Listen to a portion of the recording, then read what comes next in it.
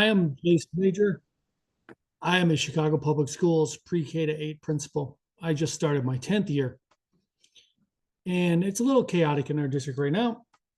We just read a news story. If we do not pass a budget today, we will not have school on Tuesday. So that's where we're at. But you can only assume things are going to go wrong. You should only be surprised when things don't go wrong. So it is not if things are going to go wrong, it's how you respond to them.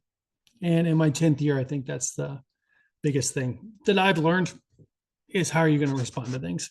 You can't control what's going to happen, but you can control how you respond to it.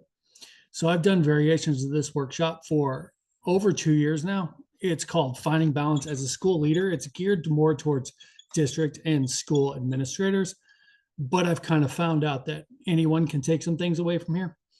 I've gone down quite a rabbit hole and just finding how you can keep yourself balanced and healthy. And I just like to share out ideas.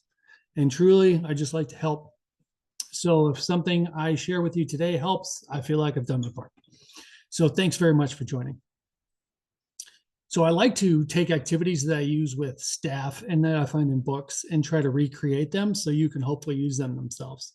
So that's one of our objectives here for the next hour. I'm hoping you can connect with some people in the chat and create a self-care project. This workshop I've made, it's like 6 hours. So I'm going to try to get through as much as I can in an hour. I also like things to be very interactive. So I'm going to pause often, see if there's any comments on it in the chat and comment on those because I can take things in many different directions. In the chat, thanks for putting that in. Arlen already took care of that. Here's what I dealt with today. So because this is like a side project for me, I had to take a personal day today. But there was so much going on at school, I had to go into school this morning. This is what I dealt with. For the last few days, we had a student and some friends who were going to a neighbor's house. And she felt like she was harassing them. Well, last night they went again. They pepper sprayed the student. He came back with his dad, who brought a knife. That's what I dealt with today. Because everything as a school principal ends up being your responsibility. So this is very timely. This is what was going on today. If you are a school administrator, you are not alone. This is just part of it. And unfortunately, everything becomes our responsibility. So before I open it up to a couple ideas, I just wanted to say, here's some things that really make you understand my frame on how I come from things. I've done a program called the National SAM Innovation Project, which goal is to figure out how you're spending your time to spend as much time in instructional leadership as possible. It is a fantastic program. I highly recommend it. Their conference is amazing. Mark Schellinger is the founder of this organization, and he says principals are busier than a CEO. Now, he likes to prop people up, makes you feel really good when you go to the training. Sounds like it is an exaggeration. But take this research. Here's an article from the Harvard Business Review. And if you look at the main part there, in the past 2 decades, the CEO's average span of control has doubled. They went from having 5 direct reports in the mid-1980s to almost 10 in the mid-2000s. The average CEO has 10 direct reports. So just so I know, here's what I ran. That is my position number in my school district. And there's the number of people that report to me. I have 86 people that directly report to me. If you take the people that are in my building over the course of a week, it comes to 101. So by that measure, we are busier than a CEO. Not paid like a CEO. Absolutely right, Alex. I totally agree with that. But you know what? I signed up for it, so that's part of it.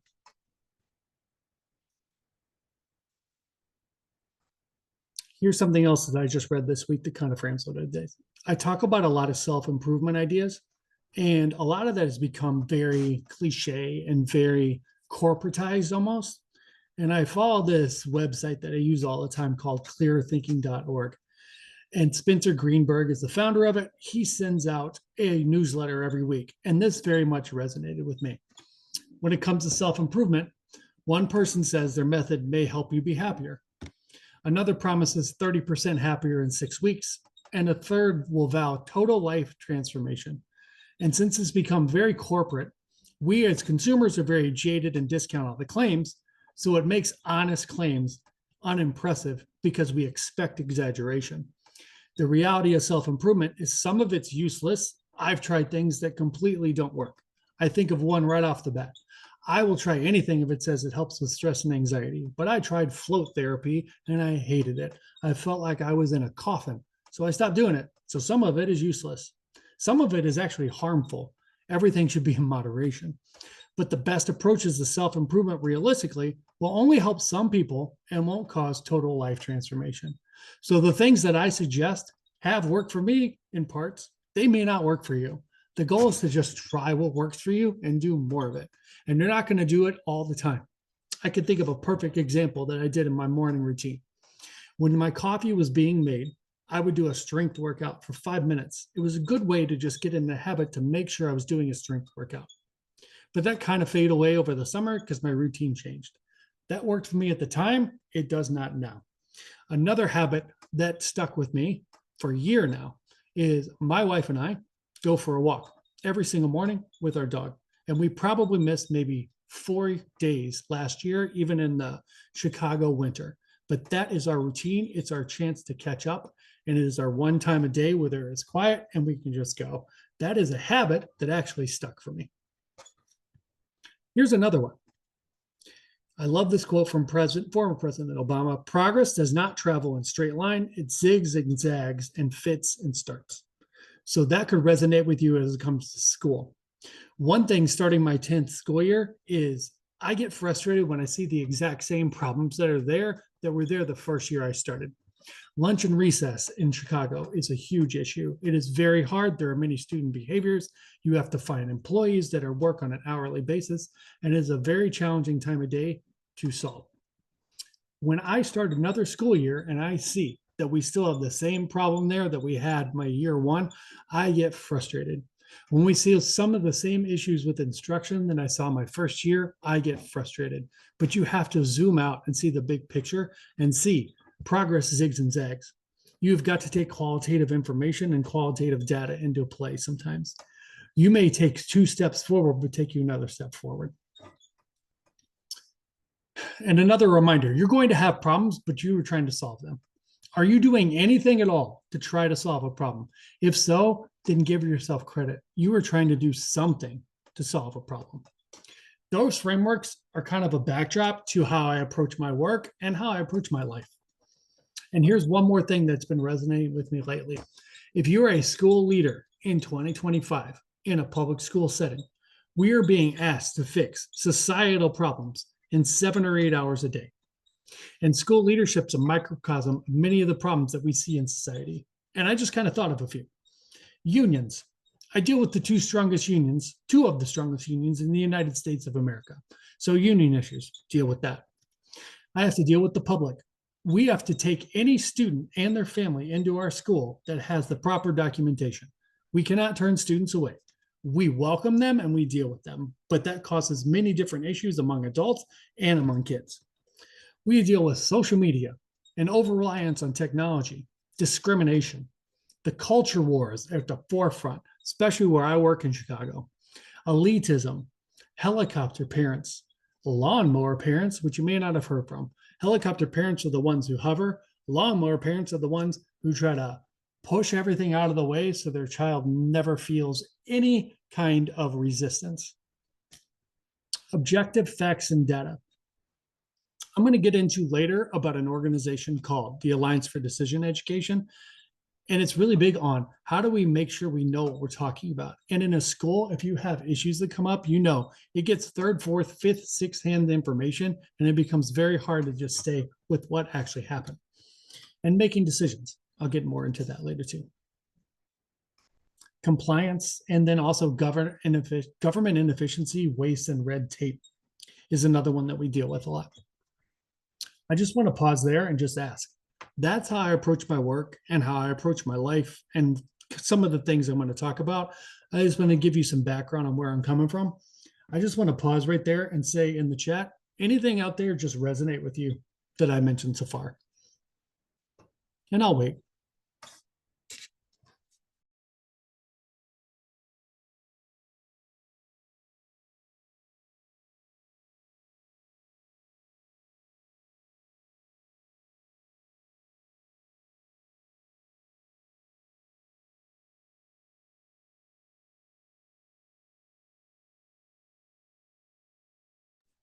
Hello.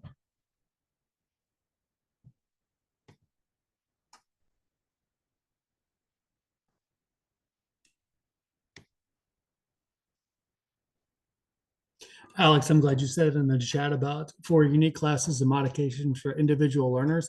All of us are leaders if you're in a school because every single classroom teacher is leading their kids. A leader is just someone who's trying to guide people in some direction. So every single teacher is a leader within their own classroom.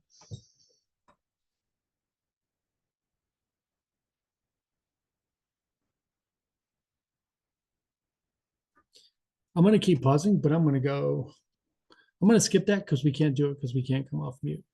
I will highly recommend this book though called Super Communicators.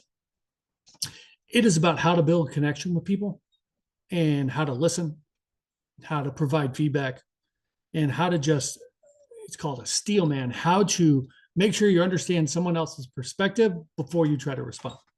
Highly recommend that book. It's also a podcast. And if you write authors, they'll write you back. The author of that book actually wrote me back suggesting an activity to do with staff. And when I do these live, we'll run one of these activities. Everything I'm going to share today is kind of based around this. There's a book called Tiny Experiments that I read last year. I always had a problem with SMART goals in education. It's very hard in education to hit goals because they change on a constant basis. And this book really goes into that, but it also talks about how you can not get bogged down in that. Just try something for a bit and see if you like it. It's called a tiny experiment. So instead of saying, I'm going to run a marathon, I'm going to try to run a mile for 10 days in the next month. If you like it, then you can go deeper in exploration than that, a tiny experiment. So some of the things I'm going to suggest to you to try to find balance in this next year are based on tiny experiments. One of the tiny experiments I did on days like today, especially, is I had a pretty negative day. Well, I'm going to fire off 5 positive emails to people. So I'm going to do that 5 of the next 9 days. That's my tiny experiment. And I'm going to make them authentic. I want to fill someone's bucket by telling them something positive. And the one I did today, immediately after I had to deal with this police matter and this parent matter, was fire off how much I'm enjoying our new math curriculum to 3 different teachers. So there's an example. I also base all these tiny experiments on a framework called the wellness wheel. So if you're filling all 8 aspects of your wellness wheel, you can see where they're all connected, and you can also see how you can try to improve one of these aspects to your life in a tiny experiment. So we have physical health, which is eating well, exercising, quality sleep. We have mental health, which is your healthy mindset and managing your emotions. You have relationships, feeling connected to others, recreation, hobbies, fun, and downtime, managing your finances. As a school person, you spend a lot of time at work. So are you satisfied with your career? Are you satisfied in what you're doing on a day-to-day basis? Spirituality, which doesn't necessarily have to be religion. It can be things like meditation. And your home space. Are you feeling comfortable at home? Are you feeling connected at home? I'm going to pause right there again and just say, anyone heard of the wellness wheel? Anything resonate with you as it comes to that?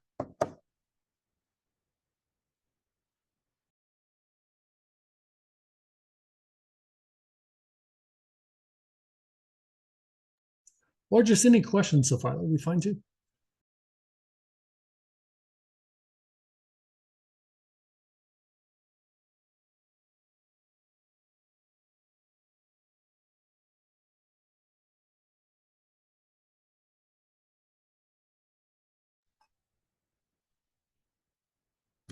Totally agree. Leaders neglect their physical health.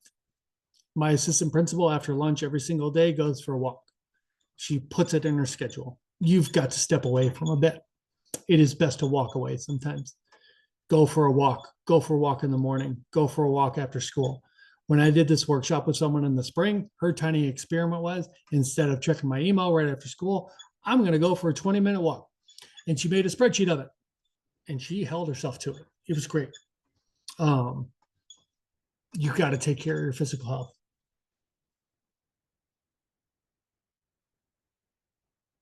Yeah, Alex, I really like the wellness wheel too. One thing I started when I stumbled upon this. I had already started thinking about how connected everything was, where I noticed if my sleep was off, then my stress was up. And my stress was up, then I might have a couple of drinks to try to deal with the stress. Well, the drinks actually made me sleep worse. And then my emotions got worse, and it was just all a tangled ball. And actually, here's what's related. Let me find this. It comes later, but it's very related to this. If you really want to focus on your physical health, there's 4 different aspects you can go to. And I'm going to show one of these later. There's sleep, there's exercise, there's diet, and there's stress. There's the 4 aspects of your mental health or your physical health. And if you focus on one, you actually end up fixing the other 3. So if you fix your sleep, you're more likely to exercise. If you exercise, you're actually going to sleep better. If you sleep better, your stress is actually down. So they're all interconnected. Okay, moving on. The question also becomes, how are you going to find time to do one of these tiny experiments? Where are you going to find the time?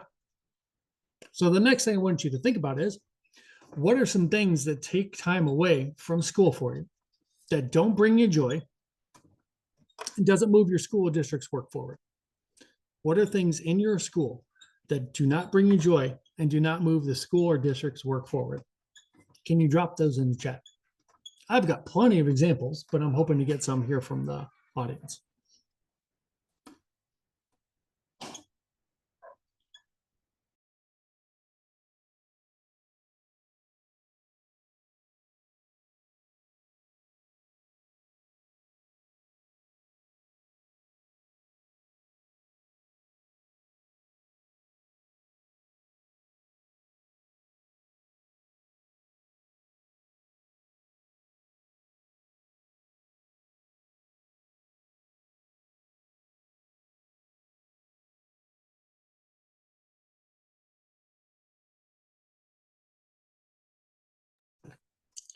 We've got teacher evaluations. We've got drama between students. Tidying up a dirty classroom, pushing in chairs after students leave, all other sorts of busy work. I want to show something about teacher evaluation before I go to the next part. This is from a book called Noise by Daniel Kahneman, who also wrote a book called Thinking Fast and Slow, which is amazing. This is about performance evaluations. When you talk about 360-degree performance evaluations, studies find that true variance, the amount that actually comes to the performance of the person, is 20 to 30%. The rest is just noise.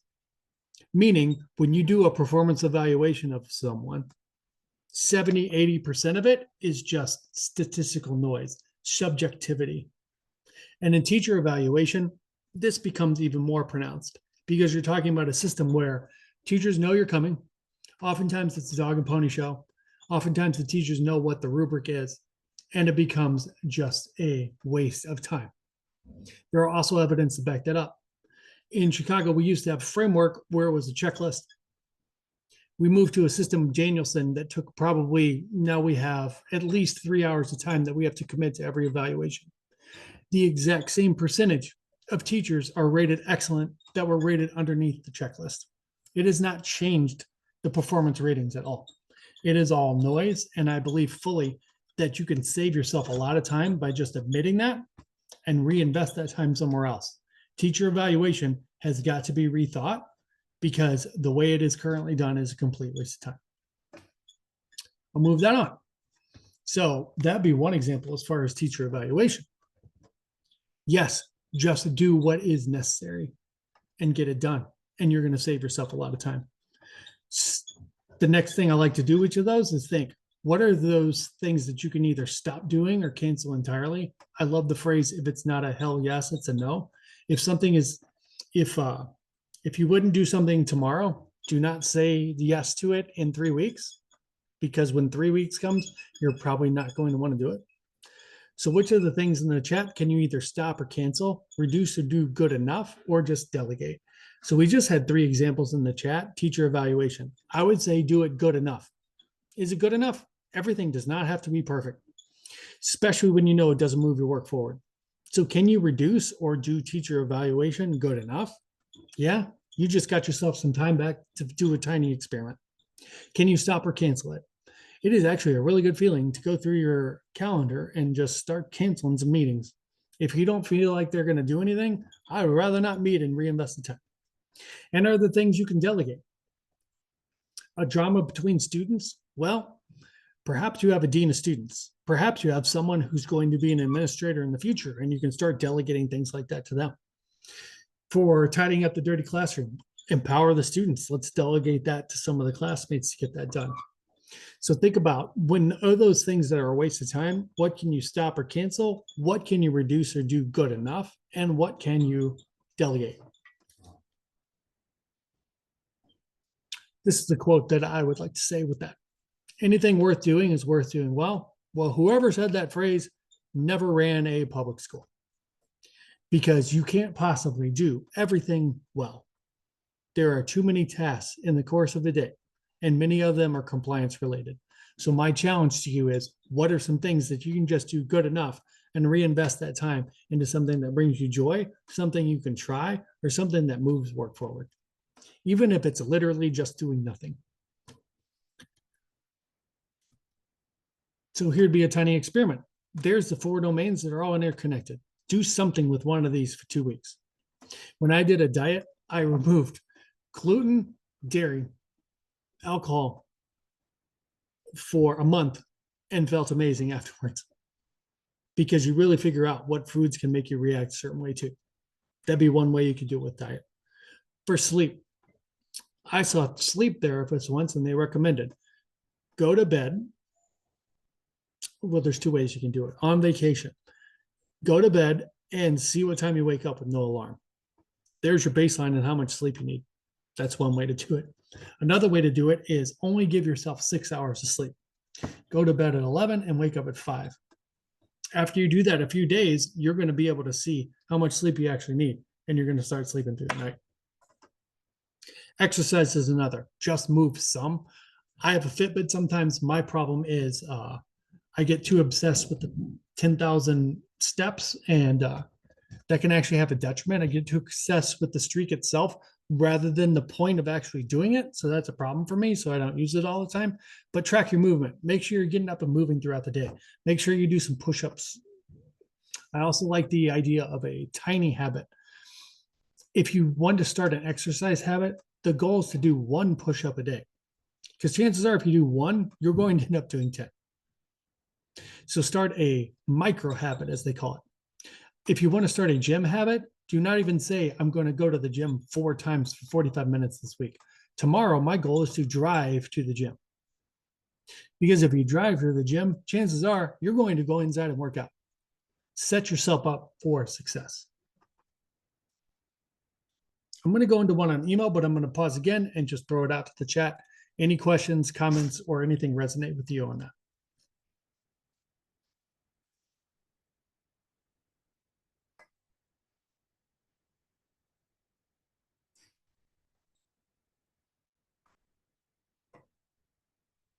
Thanks, Alex, for your participation.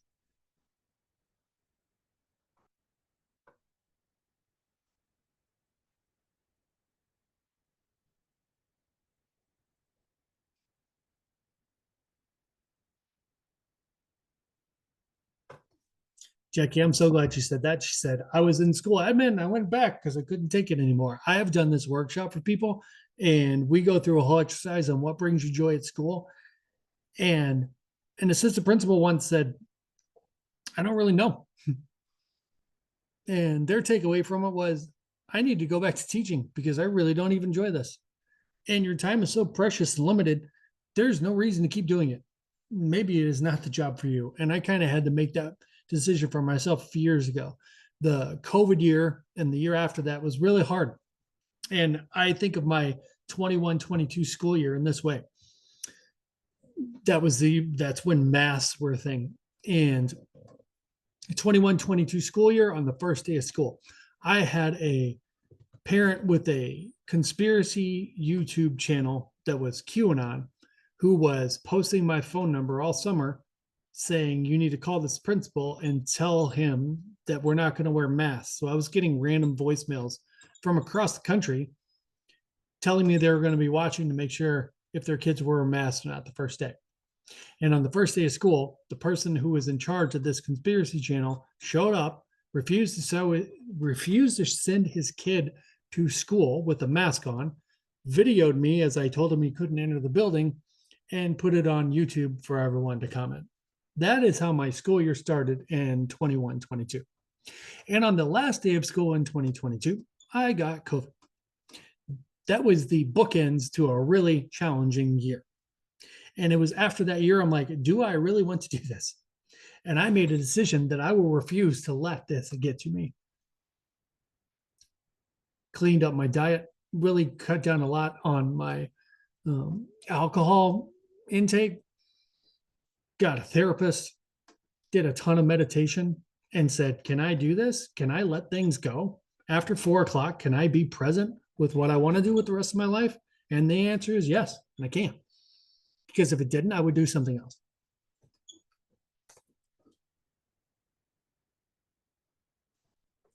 Dr. Martinez, love that about the don't want to regret things. And it is okay to have regret. There's a whole book about regret. I can't think of the author's name. He's written other books. I'm going to look it up right now. But he talks about there's nothing wrong with regret.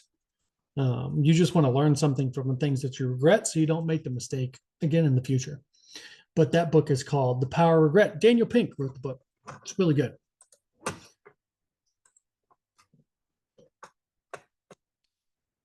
I'm going to tell you right now about a tiny experiment that I did with my emails. So if you talk about the wellness wheel, you're talking about the mental health part of the wheel, you're talking about the occupational part of the wheel, and your career. So emails are a necessary evil. Here's a generic car. Emails are necessary, unfortunately, and you have to deal with them. As a school leader or even as a school educator, I know there's non-administrators on this, you're going to have to deal with email. They were a time suck. They're spread out over the course of a day. It takes me out of my creative state, and I have a problem just mindlessly checking it for no reason. So there are some things and checks and balances I put in for myself. So I made a personal boundary. This is a fantastic book called The Book of Boundaries by the person who wrote who started the Whole30 diet. It's great about setting boundaries with yourself and with others. And I set some boundaries for myself for email. The first one was email is not on my phone. I do not have it. Part of it is protecting myself, because if it's on my phone, I will check it. And if I check it and if it's after 4 o'clock and I see something, I'm going to get right back into the frame of mind of school, and I don't want to be. I want to be home. And also, if you get something, you could get something that's actionable that you're going to have to respond to. That happened to me once. There was an allegation towards a custodian my first year. It was nothing that couldn't have waited until the morning.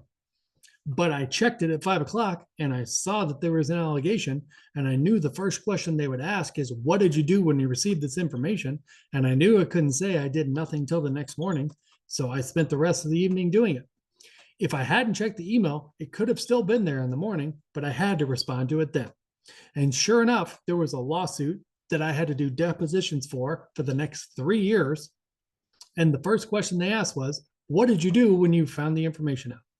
And I immediately got to say, I called my boss, and I called legal, and I called safety and security. After that is when I decided I have to get the email off the phone, because it becomes a distraction and you're going to have to answer things. So it's off my phone and it has never gone back. It's about frame of mind too. I know I have to have boundary with myself. If I see an email, I'm going to go right back into work mode. And when I'm home, I want to be home. It's the same with staff members texting me about school business. Everyone has my phone number in emergency, but sometimes people will want to overreach and text me when it's after hours and they need to email me. I also have all my notifications off on my phone too. None at all. Another thing with my email is I tried an experiment where the goal was to touch every email once. Meaning you read an email, you either forward it on, you respond right there, because there's a principle called, if something takes less than 2 minutes, do it on the spot. So if I get an email on the spot, fill out survey for the district and it's going to take a minute, I do it right there. And then the email is gone and I can move on. If something needs to be done in a longer period of time, then I will schedule time to do it. But I will only touch every email once. The other thing related to that, it's called Parkinson's law. If I sit around all day waiting for emails to come in, guess what? My entire day is now spent with email.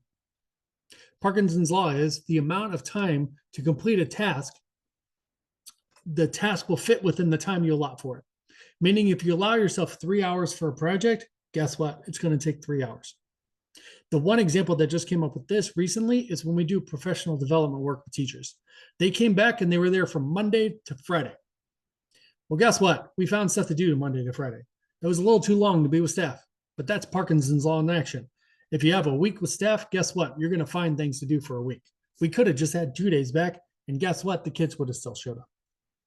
Parkinson's law agreed to email, though, is this example. When I go on vacation, I don't check my email at all. But when I come back from vacation, I'll have 80 to 100 emails in the summer, and I will get through all of them in about 90 minutes. So what's better, checking them in a 90-minute block or waiting all week for them to come in one at a time and spending time on them?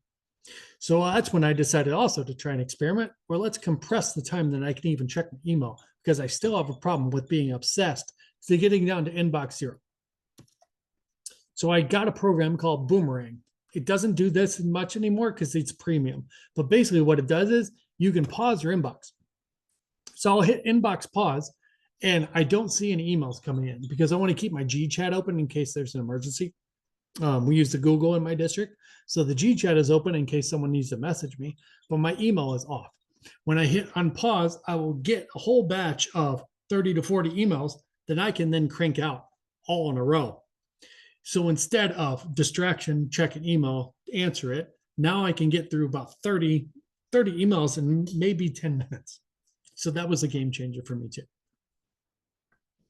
I'm going to pause there again and say, before I go to this one, any questions, comments, anything relevant? There's 25 people on here. I appreciate the comments that we've in there so far. Yes, turning off notifications. Dada says, I have no notifications on my phone whatsoever. None. I have my phone on silent all the time. There is a way you can have some people supersede it. So if my wife or kids call me, it will override the silence on my phone. So it will still ring, but I have no notifications whatsoever. And I also have no social media whatsoever. So that also helps your mental health. Alex says they do not do work on Saturdays. I do not either. Again, that's what works for me too. Amy checks her work email every night, every morning on the weekends. I don't say I never check my email at night. Since I had a busy day today and I was wanting to get ready for this webinar, I will probably check my email one more time this evening. But I would say on a good 80% of evenings, I do not touch work. When I leave, I leave. And that works for me. It also works for me to check it first thing in the morning. I get up by 5 o'clock. I have more morning routine, water, coffee, walk with my wife, little stretch, little meditation, little workout, perhaps.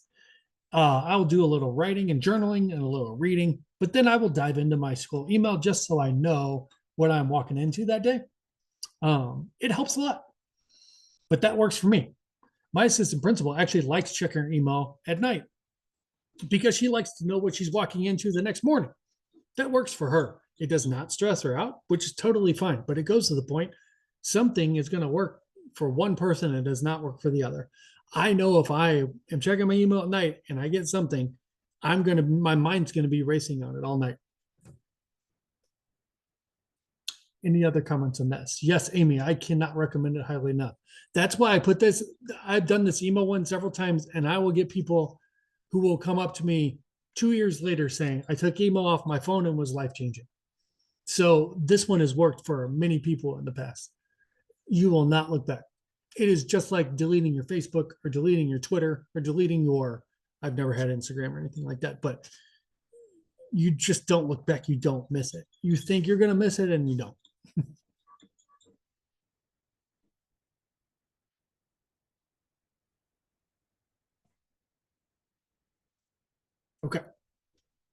Nothing else? I'm going to move on.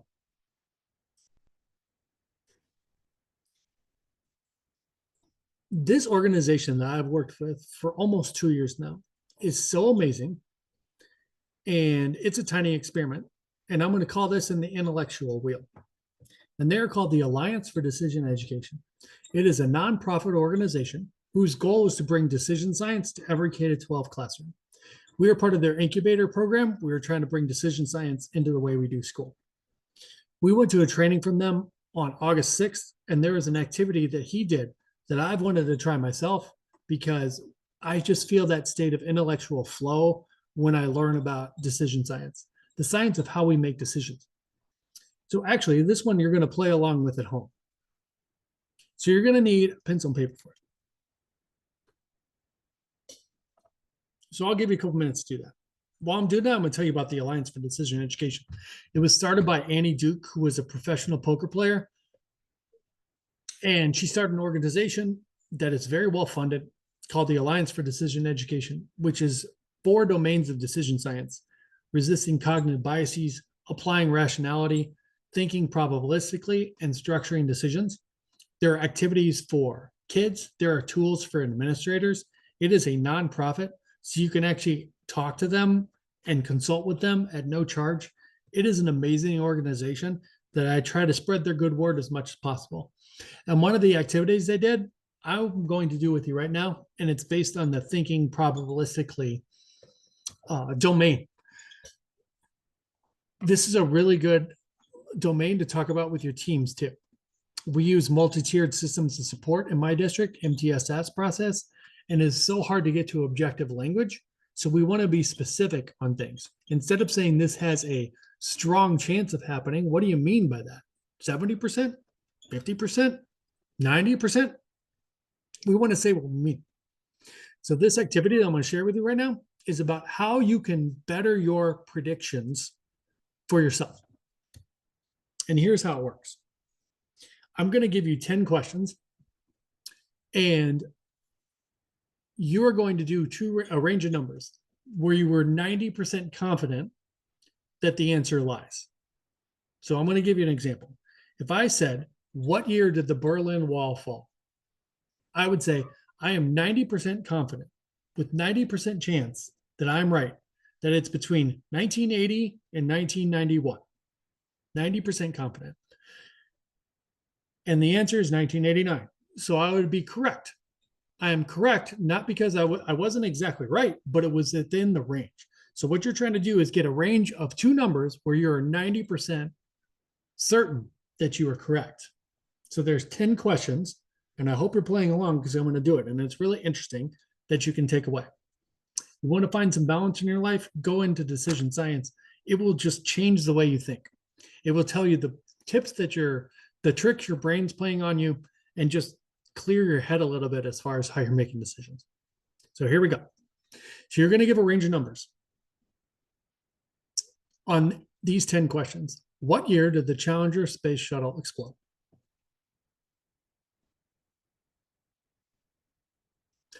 Question 2. So it's going to be 2 numbers. So if you happen to know the answer, put a range of 2 years. If you're really uncertain, you could say, I knew it was sometime in the 1900s, between 1900 and 2000. I'm 90% sure it's there. Number 2, how many tickets did Taylor Swift sell to the Eras Tour?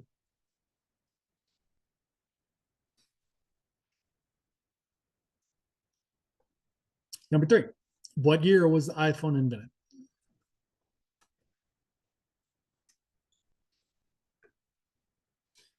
Number 4, what year did the Titanic sink?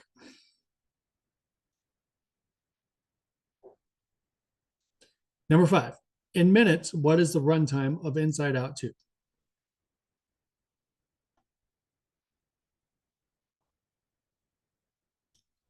Number 6, how many countries are in Africa? Number 7, how many miles long is the Amazon River?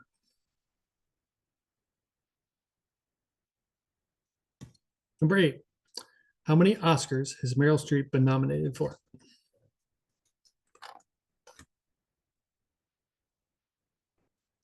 Number 9, what year was the first email sent?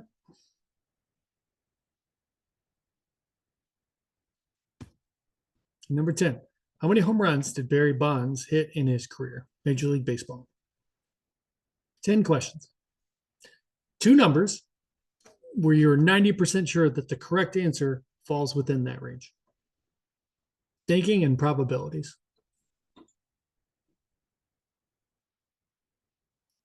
I'll give a couple more minutes to write down your answers, and I'm going to share them. And you're going to keep track of how many of the 10 you got correct.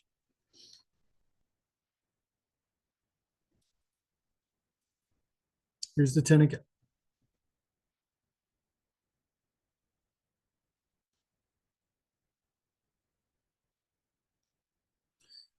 Okay. What year did the Challenger shuttle explode? 1986. If you got it correct, that's 1 correct. If you got it wrong, that's 1 wrong. You're going to total up how many you get correct out of 10. Taylor Swift sold 10.16 million tickets to the Eras Tour.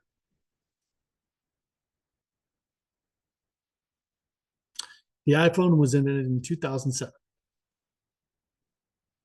Now remember on this, if you don't get it exactly right, but it's in the range, you still give yourself a point for being correct because you did a range of numbers. Number 4, the Titanic sunk in 1912.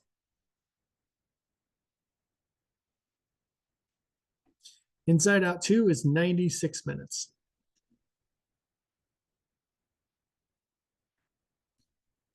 "54 countries in Africa."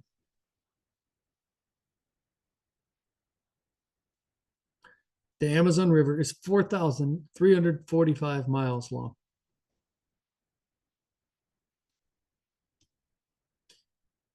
Oh, I did it wrong. I changed it. Meryl Streep is 29. I know that. I changed it at the end, but not on the previous slide. Meryl Streep has been nominated for 29 Oscars. The first email was sent in 1971.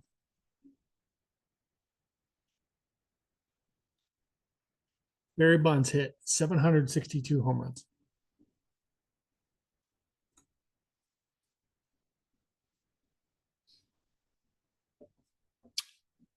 So I hope some people played along, and I'd love in the chat if you tell me how many did you get correct?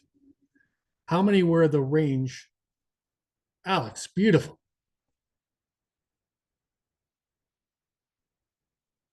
Stephen,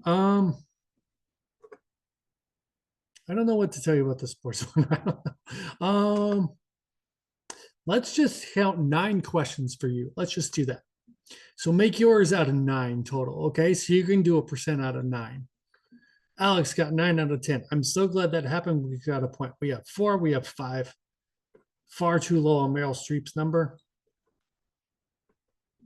But here's the thing. So Alex got 9 out of 10. So here's the thing. Alex is a perfect predictor of their accuracy because Alex got 9 out of 10 correct. That is exactly what you want. Because if you're saying with 90% accuracy, I know I'm right, out of 10 questions, you want to get 9 of them right. If you got 10 questions correct, you actually are not giving yourself enough credit. So you need to narrow your guess on one of them, right? So on Challenger, for example, let's say you said 1900 to 2025, and it was 1986. If that's the one that maybe you narrow it a little bit, you want to be wrong once. So Alex actually did this perfectly. If you got 4 or 5 out of 10, that means on 4 of them, you want to expand your range a little bit so you make sure that you are 90% accurate. Because when you try to do probabilities, it's not enough to say, I think there's a 50% chance of this happening. You want to see how accurate you are. Are the things you're saying that are going to happen 50% of the time? Do they actually happen 50% of the time? If they don't, then you need to kind of rethink how you are coming up with your predictions. So if you're a 4 or 5 out of 10, you say like, let's expand the range on some of these so I make sure I get 9 right. When we did this activity, I actually got 10 right. And the presenter said, yeah, you didn't do it right because you want to get wrong once. That's the goal because you're trying to figure out how accurate your 90% probability is. This is a fascinating thing that you can go down many roads with. Thinking of probabilities, the best example they always talk about is in the Bay of Pigs invasion. They gave JFK, they said this has a strong chance of succeeding. By strong, JFK is thinking 80%. They actually meant more like 60. And the difference between a 60 and an 80% chance is huge. So we have to speak the same language. And instead of saying it has a strong chance of happening, what percent chance do you think that is? That is from the Alliance for Decision Education. And I want to recommend this book highly too, from Annie Duke. It's called Thinking in Bets, Making Smarter Decisions. She was a professional poker player. So she talks about how you can make decisions at work and life just based on thinking, what is the probability of this going to happen? That was your thinking of probabilities thing. I'm going to do that with staff soon too. I just love the activity. Hold on. I added one more slide and I got to find it. Here we go. I wanted to, before I go my last slide and then take questions, any quotes or comments on this first?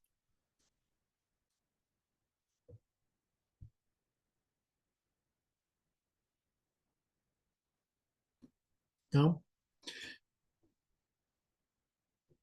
Through my workshops and through my own life, I just wanted to share some other things that I've tried as far as tiny experiments to try to prove your own balance. So one is, for a couple of weeks, just eat better. Try no added sugar. Try to eliminate dairy. Try to eliminate gluten.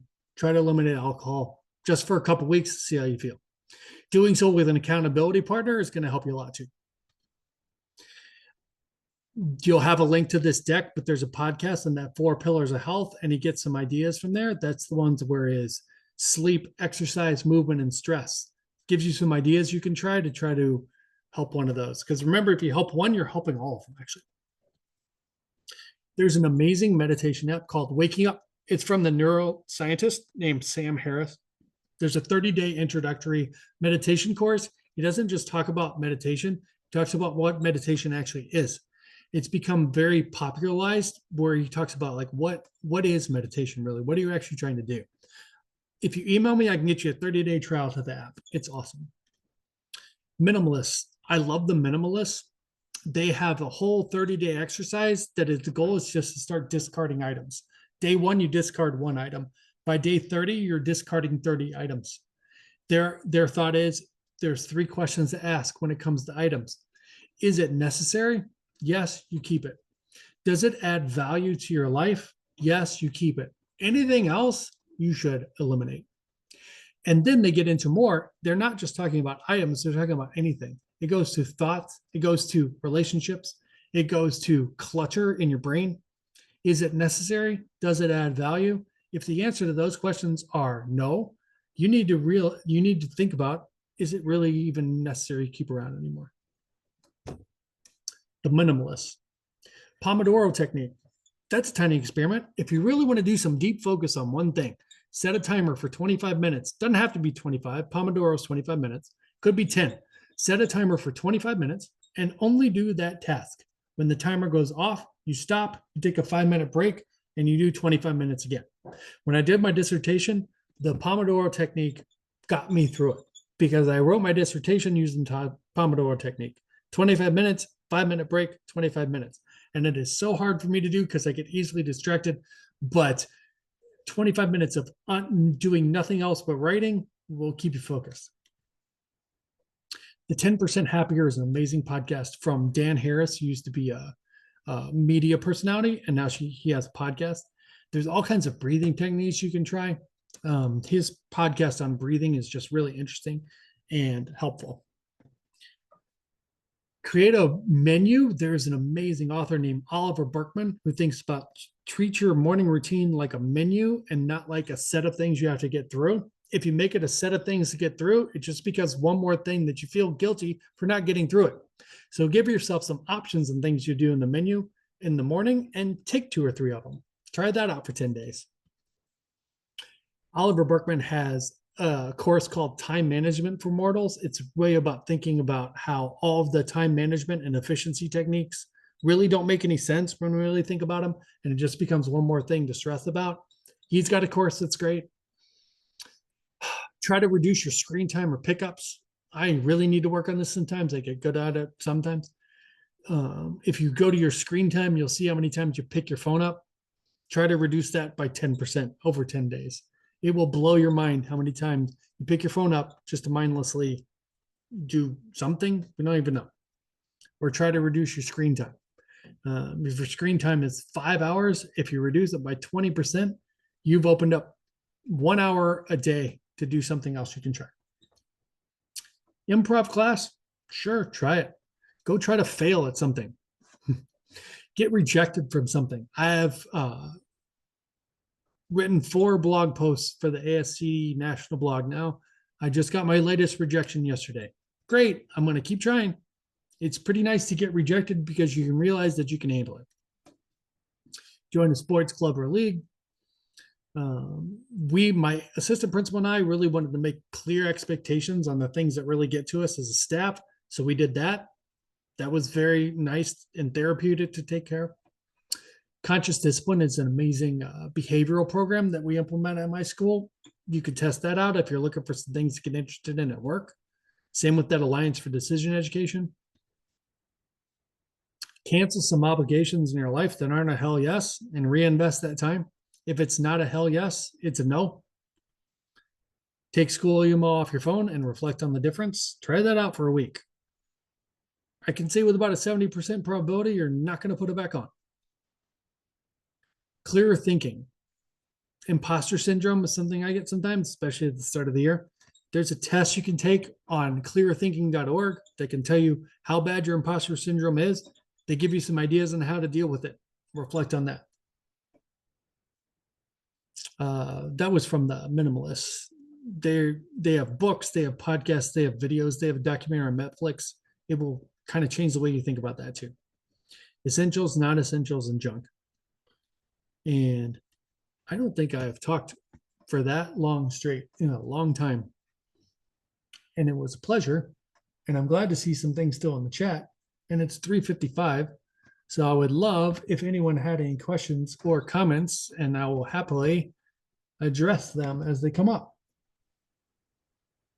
Outstanding. Jason, thank you so much for packing so many great ideas into one brief hour. Like you said, it went by really fast. Oh, Alex has a question there. I'll let you address it. Yeah, Atomic Habits. I get his newsletter. It just came in. He writes a newsletter on Thursdays. Um, I have a whole section that I do about Atomic Habits. I just didn't include it today. The one I think is the desk I'm sitting at my house right now. What he talks about location being really important, and I realized I used to do my morning work on our kitchen table where we eat dinner, and I realized when we were eating dinner, I would think about work, but it's because I associated the kitchen table with doing work. So I made myself a little nook here in the downstairs, and I don't think about work anymore in the kitchen table because it's about location. So I know when I come down here, it's my workspace. And when I'm up there, it is my not workspace. Atomic Habits is awesome. Yeah, his newsletter is great. Thank you, Dorothy. I really appreciate that.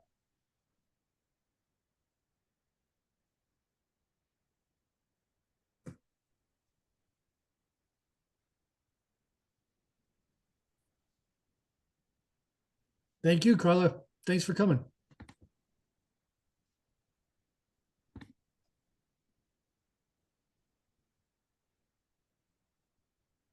Thank you. Thank you.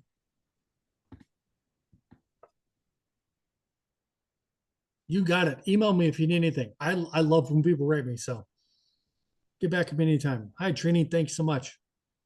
Yeah, Jason, you mentioned sharing the slides. Do you think that's Yeah, something I could send out to people when I send the recording link? absolutely. I'll send them to you right now. Okay, yep, just share them with me. Make sure they're well, share it with the settings that you're comfortable with, and then I will just send that direct link to the slides to all the registrants. That's great. Okay. Thanks, Akeisha. Appreciate that.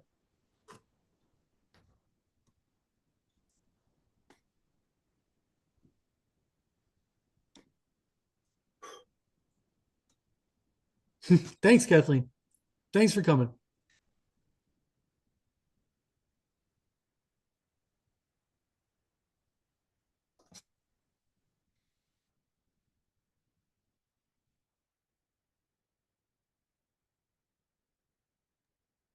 Thank you, Matthew. Appreciate that.